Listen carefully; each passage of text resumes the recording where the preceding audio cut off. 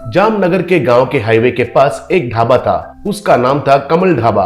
उसका मालिक कमल बहुत चोर दिमाग वाला और कंजूस आदमी था। उस हाईवे पर दूरवर्ती क्षेत्र जाने वाले लॉरीज और ट्रक्स आते थे। उनका ड्राइवर्स उस ढाबा में खाना खाते थे, लेकिन उधर का स्वाद खाने वाले को बिल्कुल पसंद नहीं आता था। कोई भी ये क्या स्वाद है कहकर पूछने से कमल स्वाद का क्या है जी, अच्छा ही तो है ना। तुम्हारा जबान को ही कुछ हुआ होगा, नहीं तो कोई भी इधर का स्वाद अच्छा नहीं है कहकर बोले नहीं, केवल तुम्हारे अलावा, कहा। तब और एक आदमी, मुझे भी स्वादिष्ट नहीं लगा है जी।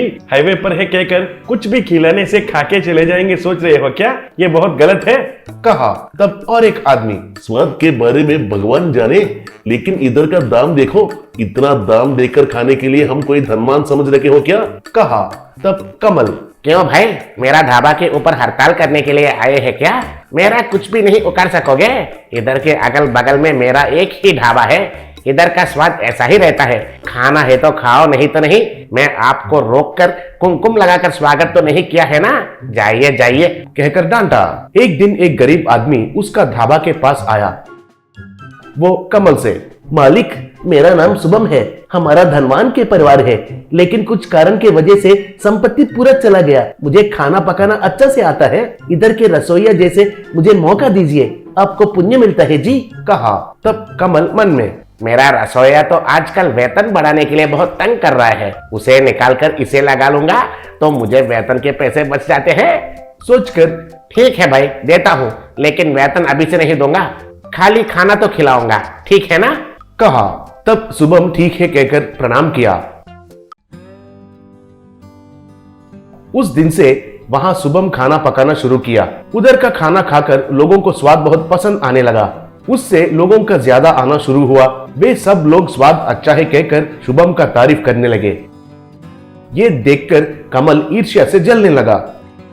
उससे पहले स्वाद अच्छा नहीं है कहकर कहने वाले भी उसका तारीफ करने लगे। एक, आहा आहा, कमल जी, आपका नया रसोइया बहुत बढ़िया खाना पका रहा है जी, कहां से लेके आए हो जी उसे? पूछा। तब और एक, कमल भाई, ये कौन है पता नहीं है, लेकिन खाना तो बहुत अच्छा बना रहा है, इसको बिल्कुल ही छोड़ना नहीं। हम इतना अच्छा स्वाद और कोई ढाबा में नहीं खाए थे, सच में, कहा। और एक, कमल जी, ये कोई मामूली रसोइया नहीं है जी, अगर ये खुद ढाबा लगाएगा तो आपका काम खत्म। कहकर हंसा। ये सुनकर कमल को ईर्ष्या के साथ साथ डर भी लगने लगा। अगले दिन वो शुभम से, अब तक तुम इधर काम किया वो बस है, अब तुम ये काम छोड़कर गांव छोड़कर चले जाओ, कहा। तब शुभम, मालिक, मैं तो कोई गलती तो नहीं किया है, अभी के अभी मुझे चले जाओ कहने से मैं कहाँ जाऊंगा, दया करके मुझे इधर काम करने दीजिए, कहा। तब कमल, वो सब मुझे पता नहीं है, तुरंत तुम काम छोड़कर ये गांव छोड़कर ही चले जाओ भाई, कहा। तब शुभम, गांव छोड़कर जाना क्यों जी, इधर ही कुछ काम करके जी लूंगा, क्या कर सकते हैं, कहा। तब कमल, क्या करोगे रे, मेरे जैसा ढाबा लगाओगे क्या? वो तुमसे तो नहीं हो पाएगा, इतने पैसे कहां से लाओगे, जाओ जाओ, जाकर कोई कूली का काम करो, जाओ, कहा।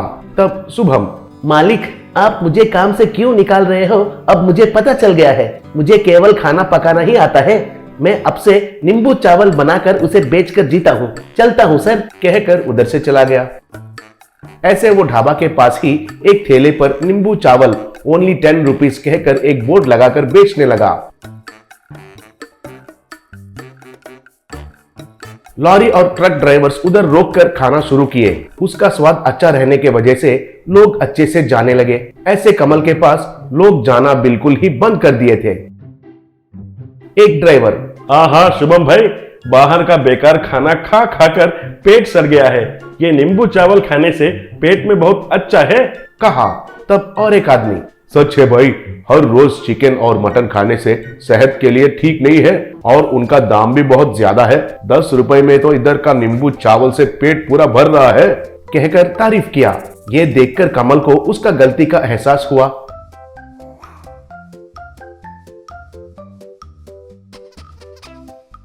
तुरंत ही शुभम के पास जाकर माफी मांगकर उसका ढाबा में ले जाकर उसके साथ नींबू चावल के साथ साथ बाकी के पकवान बनाकर पूरा फायदा में आधा हिस्सा देने के लिए पूछने से शुभम ने मान लिया।